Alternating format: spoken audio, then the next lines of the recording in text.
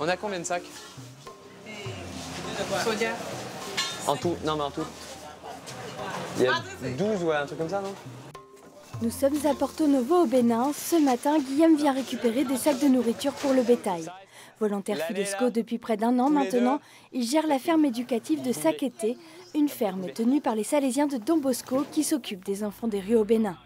Comme nous, on prend des apprentis pour les former, leur apprendre un métier, de développer aussi le secteur rural et donc d'apprendre, de former des enfants au métier de la ferme. Et donc en 2009, à peu près 2009-2010, ils ont décidé d'aménager la structure de manière à prendre des enfants. Et à l'heure actuelle, on a à peu près 22 enfants. Pour 22 personnes, si on commence à avoir une consommation de médicaments qui est plus importante qu'un centre de 80 personnes, le père il va me dire niet, et là dans ces cas-là, on aura tout gagné. Comptabilité, gestion, vente, Guillaume partage sa vie entre Sakété et Porto Novo avec une mission simple, faire vivre la structure.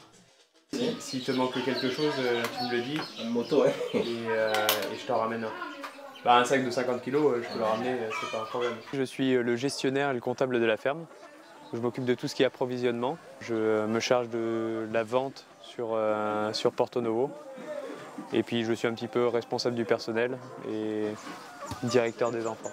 C'est large, mais c'est passionnant. Guillaume ne se charge pas de l'enseignement et pourtant à la ferme, c'est un vrai point de repère pour les enfants.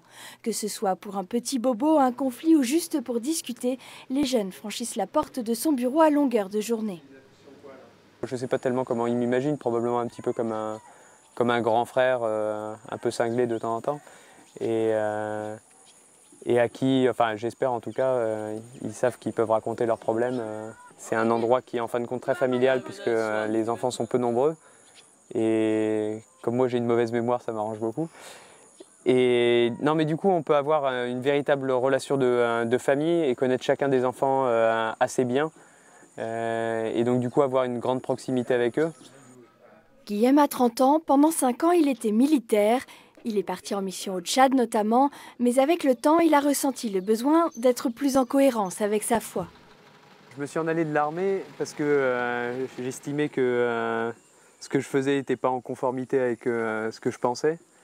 Et donc ça m'a servi au moins d'expérience enfin, j'en ai au moins tiré la conclusion que pour agir bien dans ce qu'on fait, il faut être en adéquation avec la philosophie d'action de l'ONG ou de l'organisme qui vous emploie.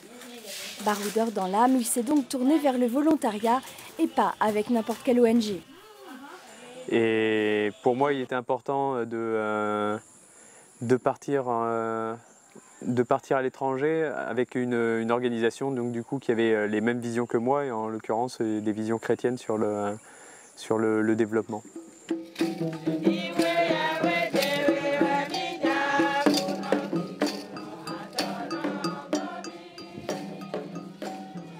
La mission, enfin, en tout cas, me fait découvrir d'autres aspects de la religion, d'autres aspects de ma foi. Je pense que c'est la relative pauvreté, parce qu'on n'est pas véritablement pauvre et certainement pas logé exactement à la même enseigne que la plupart des Béninois.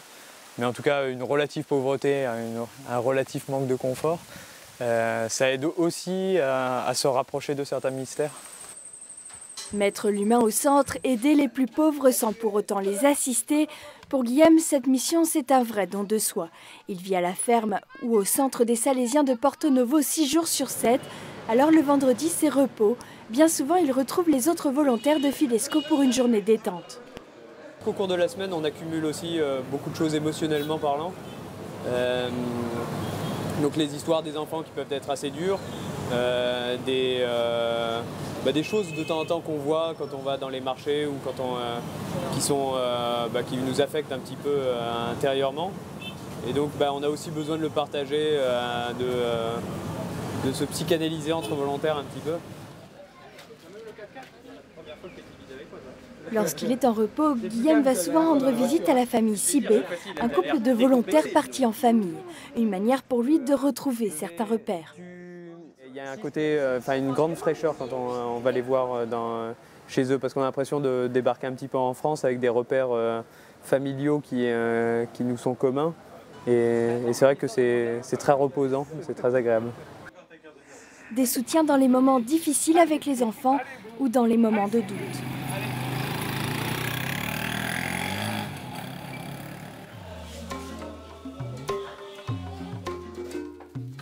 Lorsqu'il est parti en mission, Guillaume avait demandé à ne pas être dans une grande ville ni dans un pays développé.